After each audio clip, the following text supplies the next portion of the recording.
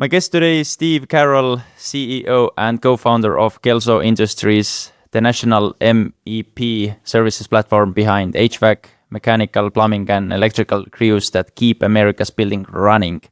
In under 5 years, Kelso scaled to $1 billion in revenue through more than 2,000 acquisitions. Thanks a lot for coming to the HoldCo Builders podcast, Steve. Yeah, I'm excited to be here. Thanks for having me on. Let's talk a little bit about your background and maybe a short version of your life before Kelso, your family, school, early jobs. Yeah, a quick background on me. I grew up in a small town in Oregon, farming town. Grew up farming on my family's property. Went to college, got into construction, got a degree in construction, got into construction. I did all sorts of types of construction. I did underground piping. I did road work. I did houses. I did a lot of different types of construction. Then I got into a career doing commercial buildings. And that's where I started to get the thesis for what Kelso is today.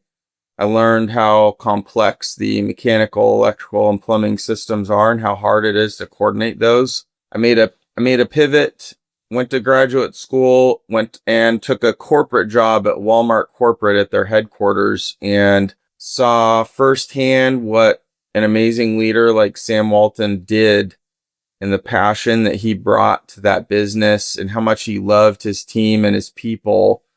And I got inspired. I thought I'd be there 1 or 2 years. I ended up staying there 7 years. I loved that environment so much. And while I was there, I was working on the thesis of Kelso, but ultimately took a number of years, took me many years really to get everything together to go get this thing started. And Kelso started in 2021, in May of 2021. But in reality, it was so many years before that of testing and trying and spending my own money trying to get this thing going. What were you testing? What were you trying? We're a mechanical, electrical, plumbing service provider. But a number of years ago, I was in marketing.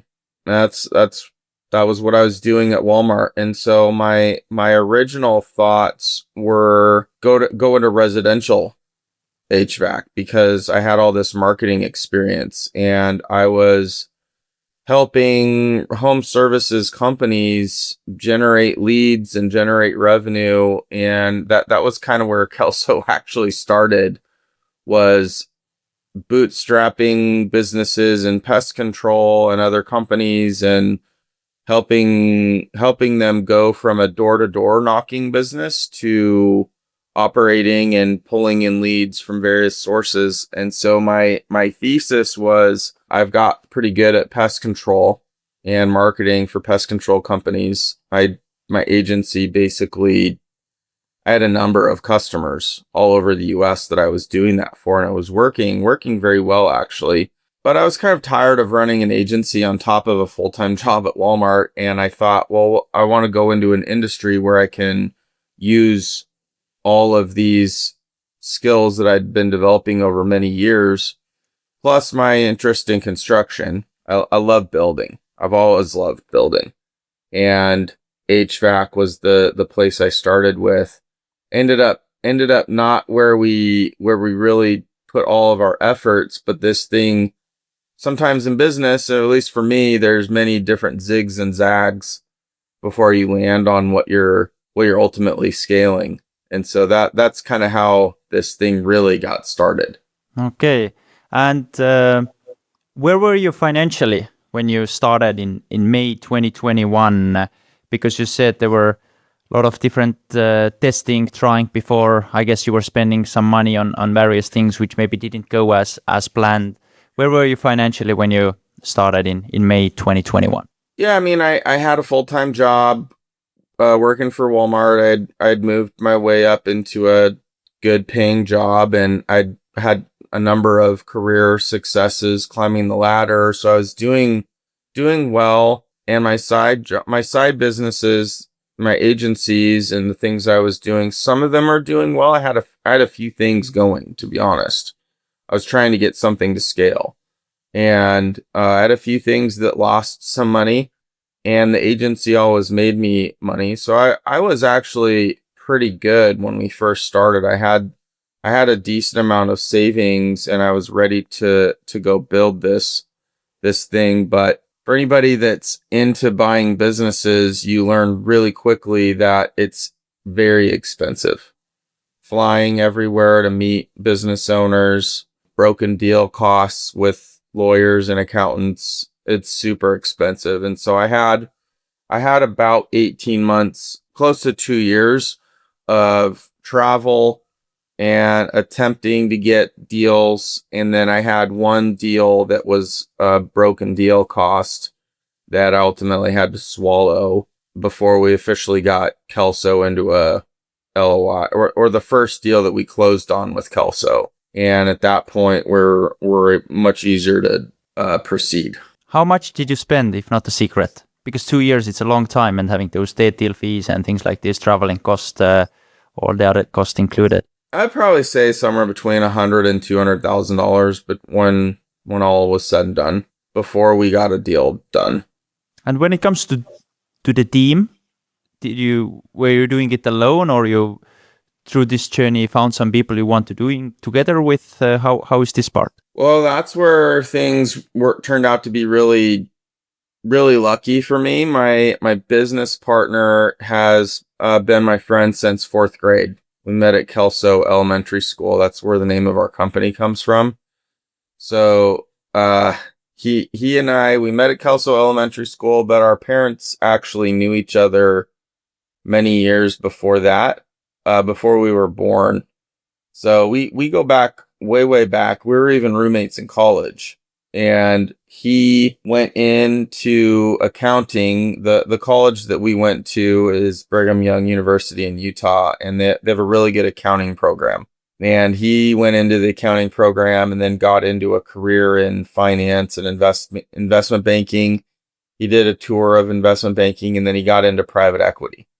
And so, outside of my wife, he's been my best friend forever. So, we've talked, and I learned more about private equity just being his friend and asking questions. And so I had been pitching him on doing something like Kelso for years, many years. And he had just told me, no, especially when I was. But you said you were a good salesman.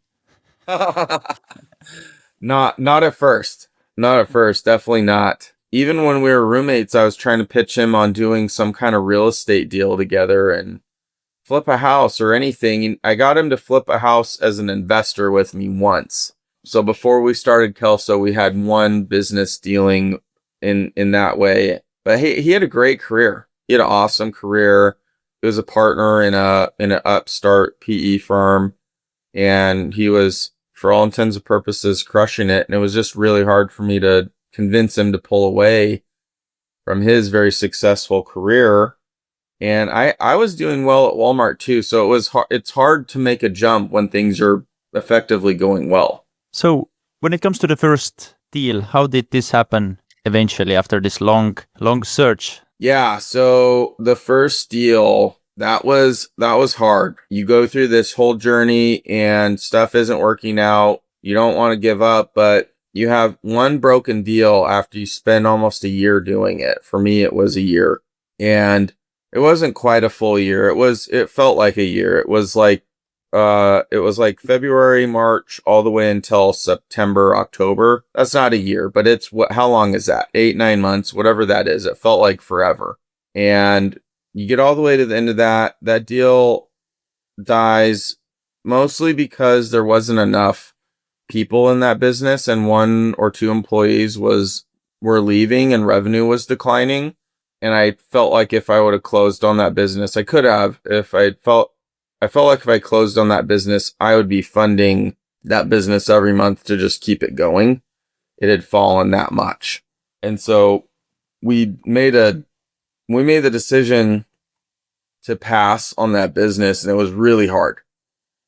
Really hard. That ultimately, I think, saved us, though, because that business was too small. And so after that business died, we I remember going to Steve Nicholson and just saying, "Hey man, I want to do this.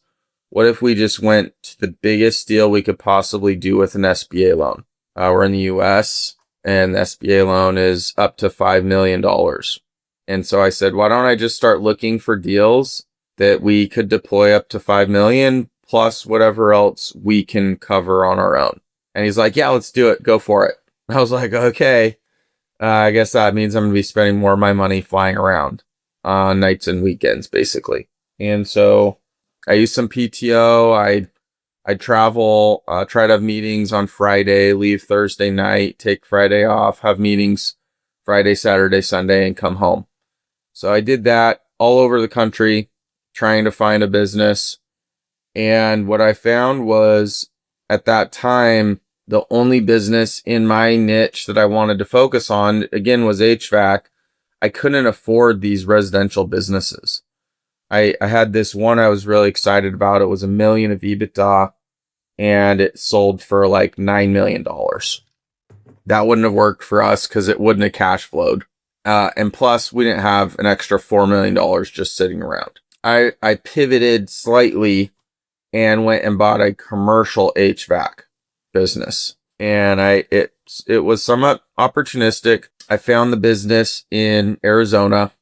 I was living in Arkansas, but the business was in Arizona. So I was traveling across the country to work on this acquisition. And it was outside of my original focus, but as you know, multiples on these HVAC businesses were even expensive back then. They're even more expensive now, but the residential ones were just way too expensive. And so we pivoted at that time to looking at a commercial business. And I really loved the business. It was doing about 17 million of revenue. It had a lot of clients that I had been familiar with because I had worked in construction and I knew I had friends and companies and other GCs that I could get work for us through my network. And it was closer to California where I had a lot of my network in construction, in Utah. Arizona was just close enough to my network that I thought I could actually help get some work for us and help make sure we survive. So wasn't using my marketing skills like I thought, but I was using my construction skills, and that's ultimately how this thing got kicked off. So now it's you and Steve. Other Steve, Yep. you owning this business. You're in the game now. What was next? When was the acquisition number 2, and what maybe did you pretty loaded question? But what did you change in this business, and when did you start to look for acquisition number 2? Did you already have this thesis in mind that you want to buy more and more of such companies? Hey, a quick pause from the episode. I want to talk about today's sponsor, CapitalBad. If you're hunting for small business deals or want to put capital to work alongside great operators, look no further. CapitalBad. It's a marketplace for acquisition entrepreneurs where operators post real active deals and investors review, diligence, and fund them. And the best part, CapitalBad standardizes the stuff that usually gets messy. Take terms, governance, distributions, so everyone starts from the same clean template. It basically brings private market discipline to small business investing. The returns can be very attractive, and the workflow is smooth end-to-end because it's founded by Travis and Tonza, who are serial entrepreneurs. They've sold businesses. Tonza himself runs probably a fund very soon. So far, he has done 2 acquisitions, and he used to be a guest on this podcast as well. But again, when it comes to CapitalBad, and when it comes to you raising capital to buy a business or you want to curated exposure to acquisition deals, head to capitalbad.com. And make sure you tell them that the HoldCo Builders sent you. That's capitalbad.com. And now let's go back and listen to the episode. We had the dream. We had the dream that we'd do more acquisitions, but it's way easier said than done. And that first business that we acquired, we again, it was, just a buyout. The owners left. They were gone within a few weeks. That's what they wanted. They didn't want to sell to somebody that would require them to stick around. And we thought, oh, that's normal. So we'll run with that. And I was taking over operations. My partner, Steve Nicholson, was taking over finance and making sure everything worked. And I was estimating jobs. I was hiring people, recruiting people, trying to build a website because this business had never had a website before. Trying to get LinkedIn going so people could find out who we were. My friends and people that I knew could look us up and see that we're a real business. Everything in between as well. Collecting payment from our customers, dealing with vendors and, big equipment companies that have way more of a big stick to swing and push us around. Like I said just a minute ago, estimating jobs, that was a big part of the previous owner that I took on. That was a big part of his job, was estimating. And I realized really quickly, this is not going to scale. If I have to do all this and my business partners over there managing AP and AR, and we got to figure out how to make some changes. But it took me a long time to figure that out. We were working 100 hours a week, living practically at the office, and I hadn't even moved there yet. So when I would fly into town, my family still lived in Arkansas. When I'd fly into town, my business partner Steve would also fly into town. He was living in Utah, and we were so dirt poor just trying to make this thing work. We had to rent out a residence inn. We're sharing a residence inn just to save costs on this thing, but we were working all the time, 24/7, trying to keep this thing going. And then we ran into some snags. The big snags were ultimately we almost failed. This whole thing almost folded many times. We ran out of cash so hard, it was crazy. We found some jobs that were major losses that we didn't know were losses. Missing scope, hundreds of thousands of dollars. We actually had one job that was estimated by the previous owner in 2019. And by the time we were running the business, because of COVID, that job had increased in costs so much we didn't know it, and there was a major scope gap on that job. It was a $2 million loss on that job. Instead of making $1 million of profit, there was a $2 million loss on that job. And so we basically had an entire year's worth of profit wiped out on one job, and we didn't know it. So we started down this path of try to make it work. So we had rough times. We had really rough times. We ultimately were able to work our way out of it, but it was way rougher than I could have ever imagined. And so we didn't have any other acquisitions. We didn't do anything else for an entire year.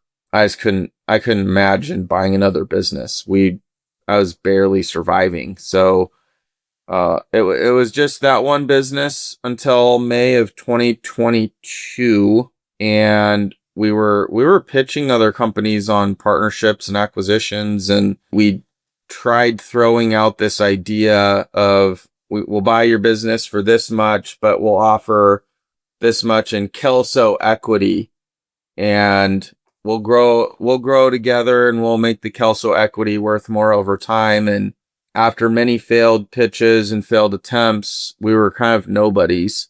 We actually found someone in Idaho with an awesome business that heard the pitch from us. I talked with him a lot and heard the pitch from us and basically said, yeah, let's do it. I'll partner with you guys. And at that time, that was a big unlock for us because we weren't really looking for acquisitions. At that time, we realized if we do another acquisition, we could just go bankrupt. That's not going to work. And so we're really looking for expertise and someone we can count on to continue to run that business in partnership with us, but not a situation where either Steve or I have to move up there to run the business. And he said yes. became partners a while later. And that was the first real partnership that paved the way for Kelso's model now today, that we've now done 29 of these. And that's kind of the big unlock for us and the future of Kelso. You said it was a great business, just in another region. I guess it was in the same industry, so a lot of synergies. Why was this owner willing to do that if you were struggling so heavily? Well, during our journey, we partnered with a PE firm, and we were able to use a lot of our money, but for a number of reasons, this whole journey became a little too expensive. It just cost too much, and so we needed a capital source. And so we were able to partner with a reputable PE firm in Utah. They've been amazing. They've been our partners really since the beginning, once we needed them, and they took the opportunity, ran with it, and they're still with us today. I was with our main partner from Peterson Partners, Spencer Clausen, last week, and they just continue to be amazing partners.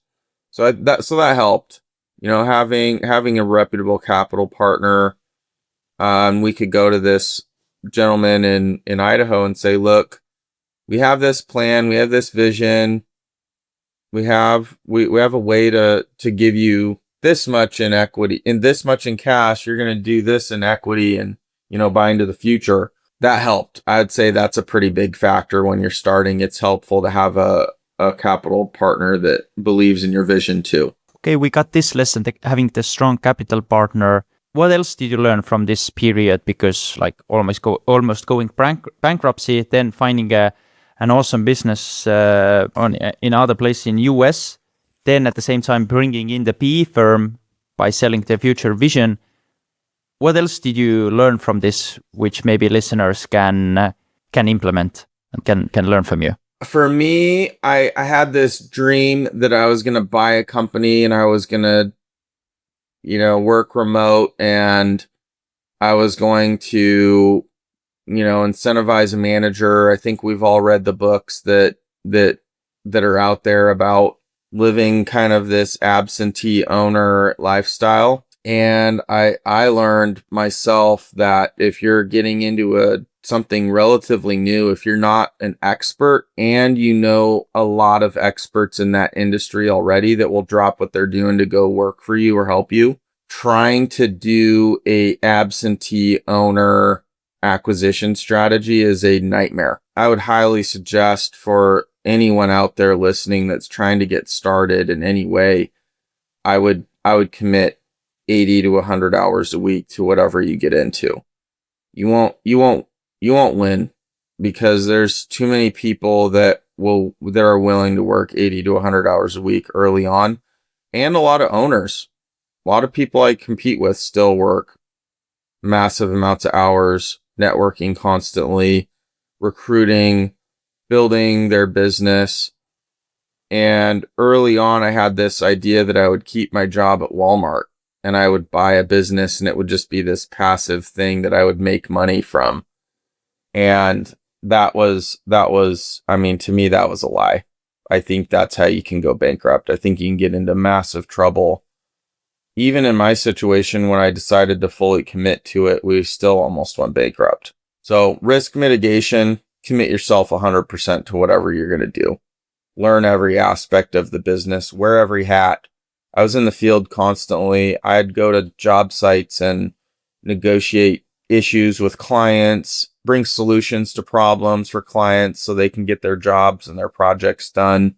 If you don't get those war wounds, I think you're going to have a harder time successfully building your business. So just so I understand quickly, private equity already came in with a second acquisition. Actually, what happened is, on the first acquisition, we were all loaded up to buy this thing with an SBA loan, and we learned during the diligence process that the owner was suggesting no working capital. meaning they wanted to keep all of the receivables and all of the payables and inventory, etc. And we thought, okay, well, what does that look like? They made the argument that you only needed $500,000 of working capital, and we didn't really believe that, but we believed them enough because they'd been running this business for 20 years. We thought, okay, maybe there's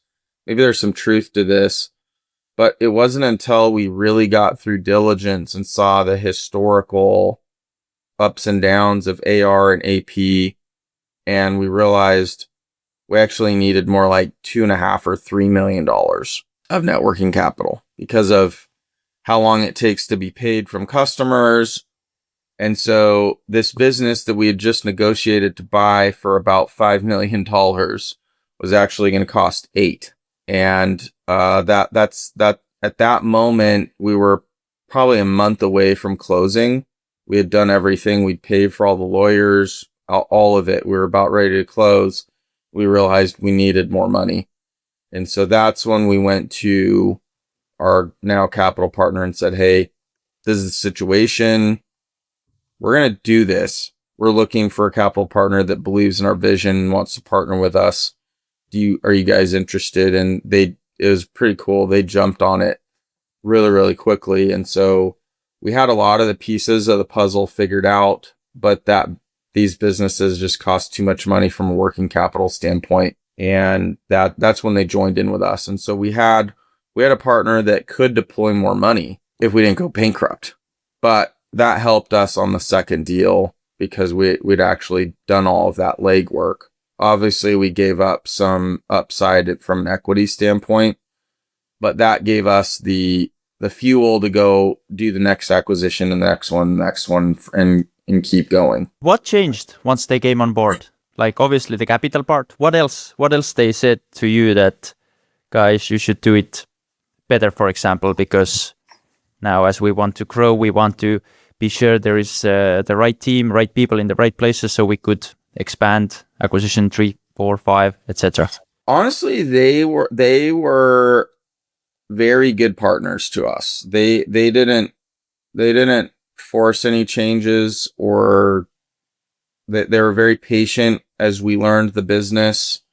It wasn't like they brought a playbook and said you have to do it this way. They listened and let us zig and zag as we tried to survive. Honestly, early on, this was a small enough business to where we needed that time, and it was messy, and they obviously didn't want to lose their money on this thing. So we worked hard enough to make sure that it didn't, but it was really close. And so I'm sure they were thinking, I don't know if these guys are going to make it. But that's where the elbow grease and the grit comes in. As an entrepreneur, you just can't give up. You got to figure it out. So they were really good partners early on, and it's evolved. I mean, we're a much bigger company now. We strategize on things at a totally different level, but we've basically had to fire ourselves. My partner and I, Steve Nicholson, we've had to fire ourselves from so many different positions, all the way down to the branch level and the brand level, all the way up to now running Kelso. The discussions with ourselves and with our capital partners have evolved dramatically. Hey, one more quick break for operators and acquirers. And today's sponsor number 2, Spacebar Studios. What they do is they turn neglected firm newsletters into deal and relationship engines. Why it matters? It's because consistent on-brand emails surface add-ons, warm broker and banker relationships, update LPs, attract founders, and support portfolio hiring without you putting too much time and effort into this, because they do it all for you. Again, hands off or hands on, this is your call. Go set up a call with them, talk to them. They're professional marketers. They're very good at what they do. Many HoldCo Builders listeners have been signing up with them. They run this free trial for 2 weeks where they set everything up. So there is simply nothing to lose. Go to spacebarstudios.co and book a free call with them. And I'll put the link in the description as well. And now, back to the episode. How large were you revenue-wise after this acquisition number 2?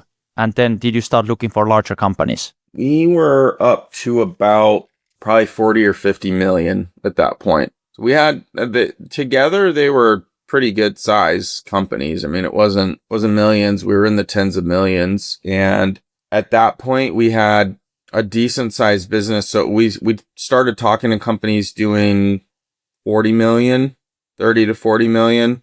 Not all of them were interested in partnering with us because we were, in Idaho and Utah and Arizona. But we started looking at partnering with companies all over the US, and that opened the door for us to find the companies that were big enough where it made sense for us to partner with them. And we didn't buy many businesses or partner with many businesses that were less than that threshold. That was about 2 million of EBITDA was kind of where we just didn't want to. We don't want to partner with a business less than 2 million of EBITDA because didn't make a lot of sense. Okay, now we are in May 2022. What was next? Now you're together with PE firm. You know what you want to build. You have your thesis. You have your capital. What's next? Well, actually, it was really cool. We went up to Idaho for an annual planning meeting, and I remember being in our conference room up there and looking to our partner Poncho. His name's Poncho. Brandon Romero. His nickname's Poncho, but everyone calls him Poncho. His name's Brandon Romero. I remember looking at him and saying, Poncho, if we want to grow, you're better suited to help oversee this business in Arizona. I could spend my time looking for more partners, but if I'm going to run Arizona and look for partners, it's going to be really slow.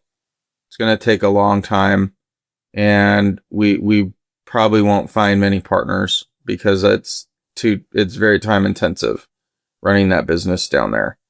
And I remember looking at him and saying that, and then he quickly looked at me and said, "All right." He calls everybody buddy. I remember he looked at me and said, "All right, buddy, I'll take care of Arizona. You go do what we need to do to grow Kelso." And at that point, it was a big unlock for us because I wasn't in the weeds doing estimates. Poncho's better at it than I'll ever be. He's been doing this forever. He has more customers. He has more relationships. He's an incredible estimator, incredible salesman. And that's when I said, all right, well, I'm going to go live on some airplanes then. I'm going to go look for partners all over the country, and that's how we're going to grow. So we set aside time, Steve Nicholson and I, and we started flying all over the country. And we met with potential partners from California all the way to New Jersey, Pennsylvania. We went all over the US. Florida, we went everywhere. And we started to find partners that bought into our vision, that would buy into our vision. They're probably as crazy as we are to a degree, some of those folks. And set the early stages for new groups to join. And within pretty short order, we were all the way up to our ultimate goal. We wanted to grow this thing was 10 million of EBITDA. That's what we wanted to grow this thing to. And within 18 months, we got there. Within less than 2 years, we got there. It was pretty fast. And I remember meeting with our partners and saying, hey, we wanted to get to 10 million. We thought it'd take at least 5 to 8 years. We're there already. What is everybody's appetite to keep going? And I remember pitching them on, hey, let's grow this thing to $1 billion. And I remember everyone just looking at me like, what? $1 billion? What are you talking about? That's literally 10 times bigger, more than 10 times bigger in some aspects. Are you serious? And I was like, yes, I'm serious. We're going to go do this. And it was still a crazy harebrained idea, but everyone said, all right, go for it. Let's see what we can do. And in May of this year, 4 years after we officially started Kelso, we crossed $1 billion in trailing 12 months revenue. That's crazy. Let's talk more about the deals. Where do most deals come from? Is it brokers, cold outreach, referrals, inbound? When we first started, my strategy was I'm just going to use lowest hanging fruit. And trying to get deals off market is not low hanging fruit to me. I spent years trying to get low hanging fruit deals off market. That to me was way harder than the books say. So I went to the brokers early on and I built tons and tons of relationships. I would always try to be in person. I would go the extra mile to show I'm real and I want to do this. And so brokers for me was the first place to start. And it's not always easy to go through brokers because early on, you don't have a track record. You don't have a resume. Why should a broker listen to you? And that took a long time to work through. But after we had worked through that and started to get a reputation, things started to snowball. We had people coming to us. We started to get referrals from our own partners that we already had. People finding me on LinkedIn or me finding people on LinkedIn. I've invested a lot in LinkedIn. And so it started with brokers and then it evolved into other channels. We employ some buy-side brokers as well that are searching for deals for us at this point. But early on, you just take what you can get and you have to be scrappy because you're new, and why should anybody work with you if you're new? What has been now you've done like 28 acquisitions. What has been like a typical structure? Because you've said many times that you partner with those companies. Do the owners stay? How is the structure there? And maybe you can share the overall debt to equity ratio, like how aggressive have you been with all this? Looking for partners because of our experience in this industry. This industry is B2B. It's relationships. It's relationships with customers. It's relationships with vendors. It's relationships with the community, with the team, with vendors. It's all about relationships. And like I said, the first business we bought didn't even have a website. So it is a one-to-one personal relationship heavy industry. And we didn't realize that when we started. We thought, hey, we could take on these relationships. We'll figure it out. And in some ways we did, but we realized we missed out on the most profitable elements of these relationships when you just immediately change hands. And it's scary to the employees. I mean, one of our employees, the day we closed on the first business, was sweating and shaking and all scared and totally red all over. And I remember looking at him thinking, dude, are you okay? But I now get it. It's traumatic for an ownership change. It's scary. And so we've learned that we don't want that. We're not trying to cause a bunch of major change in the companies that we're going after. We're looking for amazing brands, amazing teams that have treated customers well for many, many years. And we want that to continue. We want to just supplement that. We want to help support that over time. And so it's a different model when you're partnering with these awesome companies and these awesome brands. And we don't want to lose any of that. And really a lot of that value is relationships. And how do you put a price on that? How do you retain it? In our mind, in my mind, it's you have to retain the people. You have to retain the owner. You have to retain the leader that has built this place. Oftentimes their name's on the building or highly tied to that business. And so I'm not interested in acquisitions where the owner wants to leave. Just whoever's running that business, whoever's the main face of that business needs to have skin in the game with us. They need to be able to continue to run the business for a time. Not everyone needs to retire someday, but I need somebody to be the leader, to buy into Kelso's vision of building an MEP solution for our clients, partner with our other Kelso companies, and help grow their business.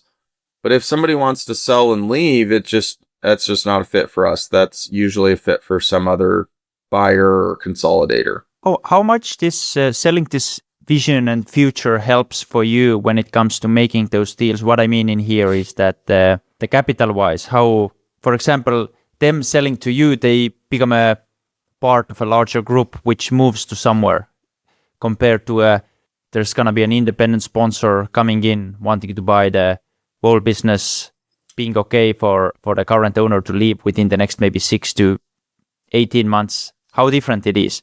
I mean, that's the biggest differentiator between us, to be honest, because we don't even offer the most money. We never do. And I always go to every deal and I say, look, we've done this 29 times. We're pretty good at it. We have the process dialed, I think, as good as you can get. We're looking for partners, a partner that believes in the future, that believes in the vision that your business can continue to grow and succeed with more resources. And this equity that you're rolling into Kelso, our vision is to continue to grow it. I think Kelso can be a $10 billion business. I think it could be bigger than that. But the opportunity for partners today to increase the value of their equity on the journey from 1 billion to 10 billion it's tremendous. And that vision aligns with certain people and it doesn't align with other people. And we're looking for the people that want to have 29 other partners, that want to have support from an organization that over time has developed skills to support field organizations and field opcos. We've invested in our corporate business now to offer legal resources, HR, recruiting, finance, accounting, insurance, cash management, license management, bonding. We're really developing a engine that brings out the best in every company in our industry, whether it's mechanical, electrical, or plumbing. And so the owner that is selling their business, we believe we can bring out the best in that person. Because right now that owner as an individual is having to worry about insurance, worry about bonding, worry about cash flow, all those things I just said, legal, recruiting. These are massively time intensive things. And I believe Kelso has a competitive advantage now when we go to a company that is a good fit for us. When we say, look, you're the best in the world in your market selling HVAC or plumbing or electrical services and recruiting amazing team members. Why don't we help you do that? And let's give your team the best opportunity to grow their careers, because the business will grow. They'll be able to grow their careers. And we do our best to enable that. And I think we do a pretty good job of it. So the pitch for us is different than independent sponsor because it's not just about money. The owner doesn't have to figure out everything for themselves. They're going to work with folks like us that have been in the trenches, that have been in service businesses for many, many years, and can help them bring out the best of their team and their brand. Do you always acquire majority? Always. Yeah, all of it. We buy 100% of the business every time. Now you are 5 years in, 24 acquisitions. I'm sure there has been owners who would like to maybe retire. How does it work for them when it comes to this liquidity? Because they converted their equity into Kelso Industries, to the holding company. If they would like to exit, or now it's, I would like to have this liquidity. How does it work for them? Because now 5 years is a long time. I believe you might have someone who might show interest. Yeah. I mean, we're actually still pretty new in this journey because we started in May of 2021. We didn't partner with our second company until May of 2022. So we actually, the oldest partner with us has only been here a little longer than 3 years. Mm-hmm. We are actively growing the business. We think there's many different opportunities over the next 3 to 5 years that will enable us to continue to grow. Our ultimate goal is for this company to someday be a public company. And we think we're a number of years away from that, but we're marching towards a day where we're a public operation, and we've got an opportunity for some of our shares to be sold out in that process. If we don't become a public company, we'll look for another capital partner to sell some of our equity to. But again, most of our partners are here for the long term. They already took some chips off the table when they partnered with us. They want to see their equity achieve the greatest potential, and I do too. We don't want to. Nobody here wants to just sell and walk away. We want to see this thing achieve 10 billion plus. So there will be opportunities as needed to support our partners' goals, but we're not actively giving opportunities for partners in between those liquidity events. It's let's march towards a goal and go achieve it as a group. What would you say are like the three biggest advantages when it comes to this model, this strategy, having this PE partner? One thing is obviously for the sellers that they could become part of something much larger, and they have a lot of those like-minded people, owners.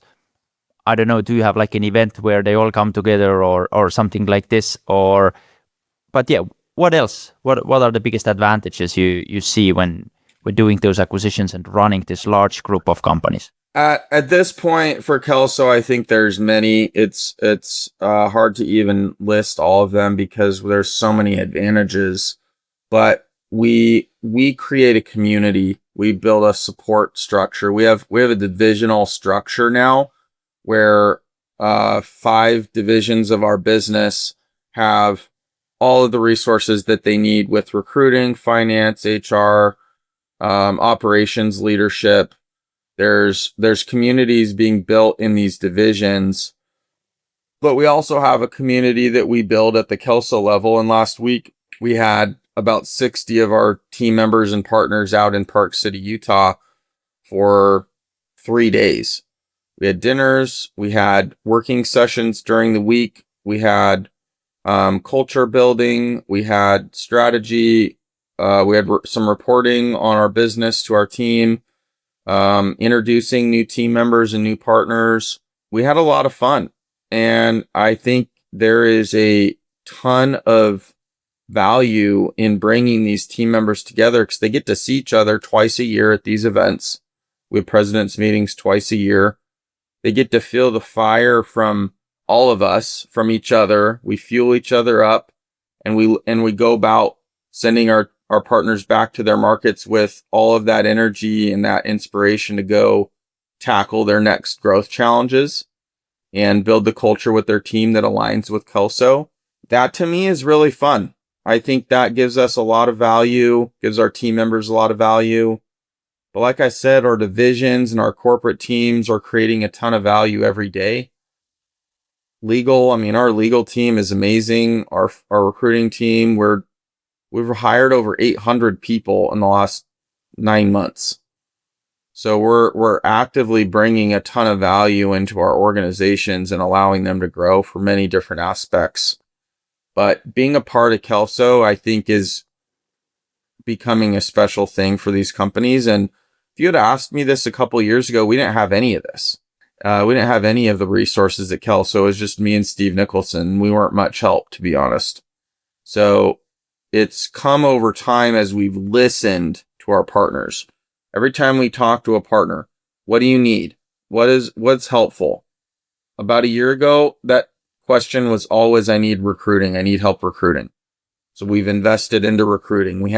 Throughout Kelso, we have about 15 recruiters that work for us full time, in-house, in the field, and at corporate, and everywhere and in between. We're helping our companies recruit technicians. We're helping our companies recruit project managers, service managers, salespeople, and everything in between. And that's given us an advantage. Our systems and software and reporting and dashboards, those are starting to create some advantages for us because we have data at our fingertips that we didn't used to have.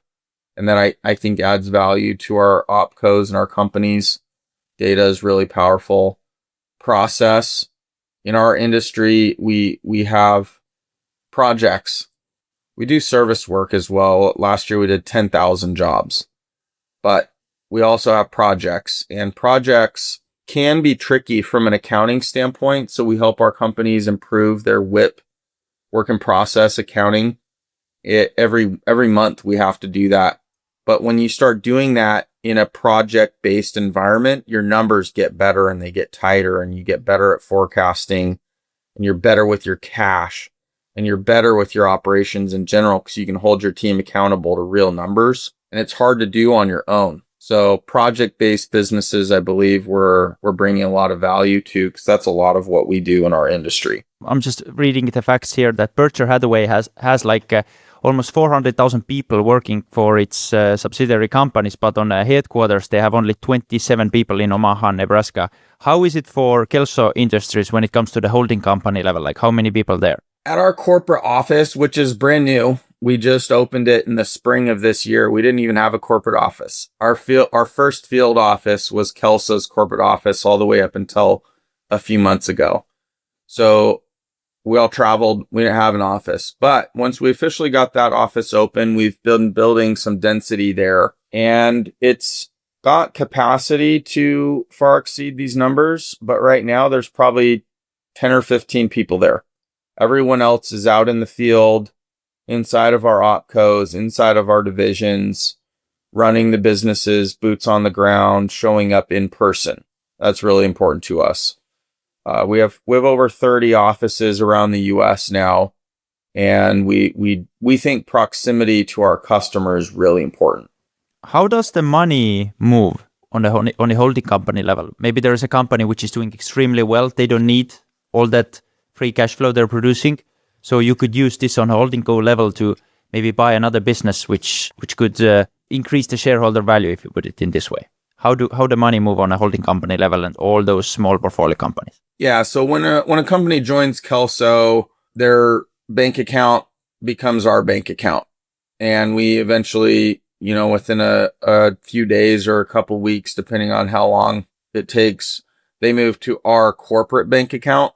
And so our corporate team manages all of the cash, all of the finance elements. We have accounts for our companies, but all of the cash becomes Kelso's cash the day the deal closes. And we do cash projections, cash forecasting. We are actively working with our teams from a cash standpoint. It's a big part of our business. I mean, we're over $1 billion of revenue. We have hundreds of thousands of dollars of working capital that we're managing, and cash flow is really important in our business. We have to be very hands-on. What is the typical, do you have an overview? How much does the company, maybe top line or profit, improves or increases within the first or 2 years being part of a group? For example, them doing it themselves and now being part of Kelso. Yeah, we have a lot of examples where it's the business was doing X, and when the business joined, say a few years ago, the business has 2x or 3x from an EBITDA standpoint. We have many, many, many examples of that. And some of that is just unleashing those teams to go achieve the growth that they've been the pent up growth that they've just been wanting to go achieve and go do. We have a business that is partnering and kind of building a specialty inside of Kelso that does data center work. That business has more than doubled in the last 18 months, and it's a massive business already. There's a lot of companies that are still new, and we're helping them develop that opportunity. But we have lots of examples where companies have expanded, opened up new branches, opened up new service offerings, and done very well. We also have some companies that have just grown, 5 to 8% year over year. And that's okay too. We don't expect every single company to double or triple. That's not our business model. We bake that into our deal, and we understand that before we even close on an acquisition. We know what the goal is, because we need to be able to fund the growth, and growth is very expensive in this industry. But generally speaking, we have awesome partners that come on board, and we listen. We listen to what their goals are. We listen to what their team's goals are, and we try to enable them with resources to go achieve their goals. Steven, do you have another maybe 10 minutes, 5-10 minutes? Yeah, I do. Okay. So how do you finance new acquisitions these days? From the profits of the portfolio companies, or are you still taking outside capital? How does it work? We haven't had to use much outside equity for a long time. So we have developed some lender partners that partner with us when we need it. We've also generated quite a bit of cash where some of our recent deals, we've just used our cash off of our balance sheet. And we're very conservative in all aspects of our business, from a debt standpoint, from making sure we have enough cash. And so we're very closely managing all of that. We're also trying to make sure that we're being responsible to our equity partners. And that's why I say, look, I don't overpay for businesses. If somebody wants to sell their business for the maximum amount of dollars and go sit on the beach, that's not a fit for Kelso. We pay a fair amount, and we pay more than the average SBA buyer. Like we're paying a very good multiple on these businesses, but we also won't pay multiples where our debt starts to get into a risky state, or we're diluting our equity too much. We're partnering with groups that buy into the future and buy into what Kelso offers to them and their team. And I'm really selling security in the sense that you partner with Kelso. It's kind of a safe way for you, a peaceful way for you to retire someday. There's less turmoil and there's more peace. It's a secure way for you to have an off ramp someday. And we actively spend conversations, management meetings. We have an entire process where we're discussing succession planning for every element of our business, all the way down into the field. But especially at the president level, the owner level, we have 2-3 levels of succession planning in each business, because we know at any time someone could decide they need to retire for a health reason, and that's happened. Sometimes presidents do things that they shouldn't do. Stuff happens, and we need to have succession planning.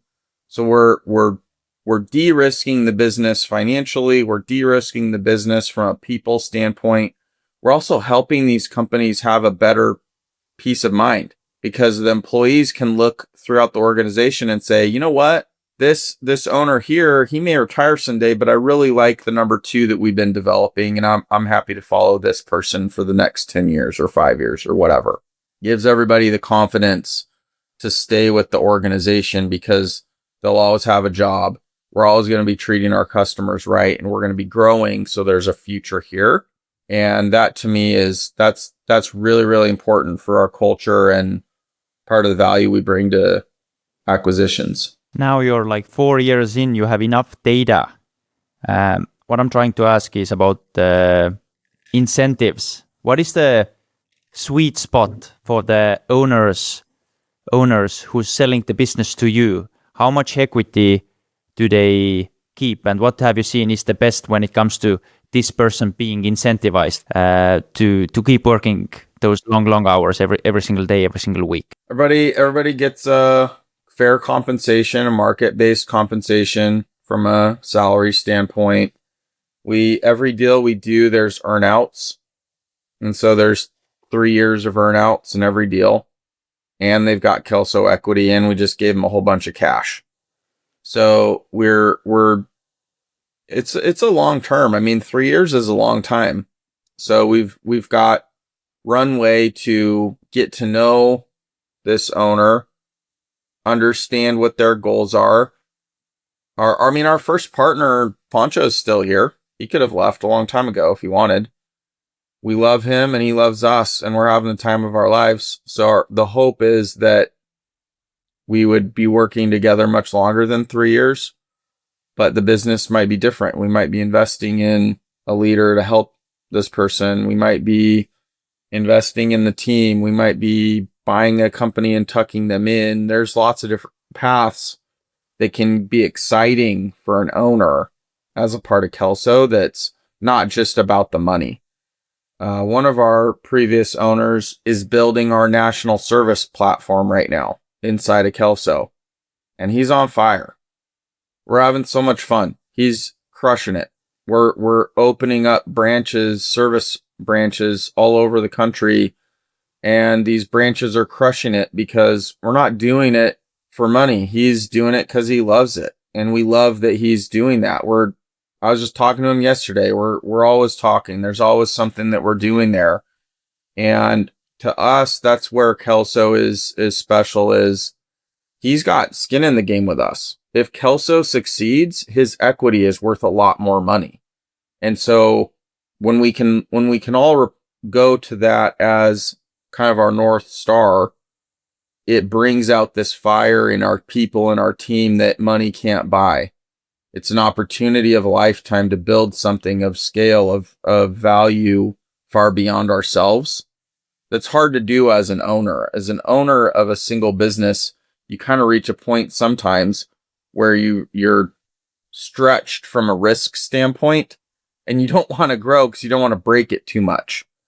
So I think for a lot of our partners and a lot of our owners, it's just giving them an opportunity to expand on what their vision is in a safer environment, because we can bring more resources to make sure it's successful. Have you sold any portfolio companies so far? No. Even though if you're getting those attractive offers after growing the business, you say no. No, we're not going to sell, because what our strategy is we need all of our companies. We're building an MEP solution. We want to be able to go to a customer and say, hey, Mr. or Mrs. Customer, we have everything that you need to upgrade or retrofit your school, your hospital, your data center from a mechanical, electrical, plumbing standpoint. You make a deal with us and we'll go take care of all three of those. You don't need to hire 3 separate companies. And over time, Kelso is adding all 3 of those companies to markets, to customer bases, to geographies. And it's taking a long time because these folks need to buy into our partnership model. But when they buy into our partnership model, they come into Kelso and they get excited because they can finally go to the customer and say, hey, I've been doing plumbing for you forever. You've been asking me to do HVAC and electrical. Guess what? I've got that today. I'm going to take care of you better than I ever have before. How awesome is that? You call me, I'm going to take care of you. And we're doing that now. We're doing that in multiple markets for the first time really in the last year. And it's going like a wildfire because it's so hard to get all 3 of those. Very, very few companies can offer all 3 of those, especially at scale. It's a massive moat you're building. I think so. It's really hard to compete against a company that can do all 3 of those in-house. Even there has been different levels on your journey, even though it's been just a few years, if we can say that.